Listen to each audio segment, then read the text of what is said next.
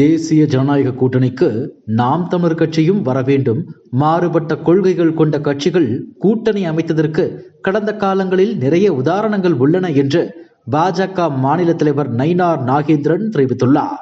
இந்த நிலையில் சீமான் ஒருவேளை பாஜக கூட்டணிக்கு வந்தால் எந்த மாதிரியான மாற்றங்கள் நிகழும், அது சாதகமா பாதகமா என்பதை தெரிந்து கொள்வோம். சீமானிடம் கணிசமான வாக்குகள் உள்ளன. நாம் தமிழர் கட்சிக்கு 8% வரை வாக்குகள் உள்ளன. இந்த வாக்குகள் கணிசமாக என்டிஏ கூட்டணிக்கு செல்லும். பொதுவாக சீமானுக்கு வாக்களிப்பவர்கள் அதிமுக திமுகவிற்கு மாற்று என்று கருதுபவர்கள். அதோடு தேசிய கட்சிகளை விரும்பாத தமிழ் தேசியம் பேசக்கூடியவர்கள். இதனால் இவர்கள் அப்படியே பாஜக கூட்டணிக்கு செல்வது சரியாக இருக்காது. அதற்கு வாய்ப்பும் இல்லை.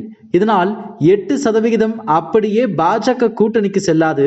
அதே சமயம் நாம் தமிழர் கட்சி திமுக அதிமுக இரண்டையும் எதிர்த்தாலும் கூட அதிமுக மீது ஒரு சாஃப்ட் கார்னர் உள்ளது.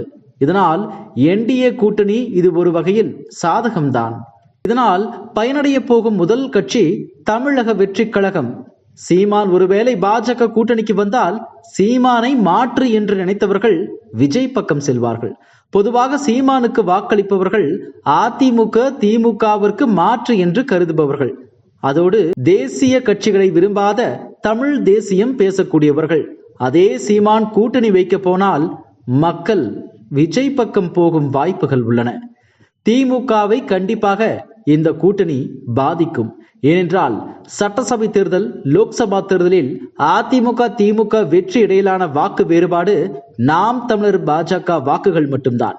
இந்த வாக்குகள் எல்லாம் ஒன்றாக அதிமுக பாஜக நாம் தமிழர் கூட்டணிக்கு சென்றால் அது திமுகவிற்கு சிக்கல்.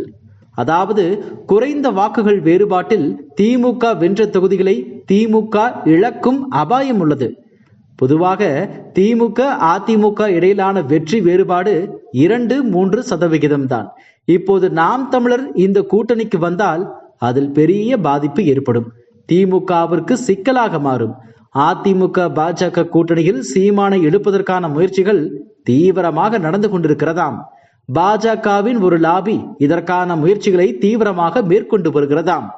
அதிமுக கூட்டணியில் இந்த முறை பாஜக கிட்டத்தட்ட 100+ இடங்களை பெற திட்டமிட்டுள்ளதாம்.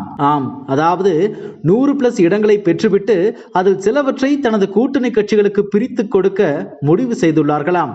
அதாவது அதிமுக சில இடங்களை கூட்டணி கட்சிக்கு கொடுத்தால் பாஜகவும் கூடுதல் இடங்களை வாங்கி அதை டிடிவி தினகரன் ஓ பன்னீர்செல்வம் போன்றவர்களுக்கு பிரித்து கொடுக்கும் திட்டத்தில் இருக்கிறதாம்.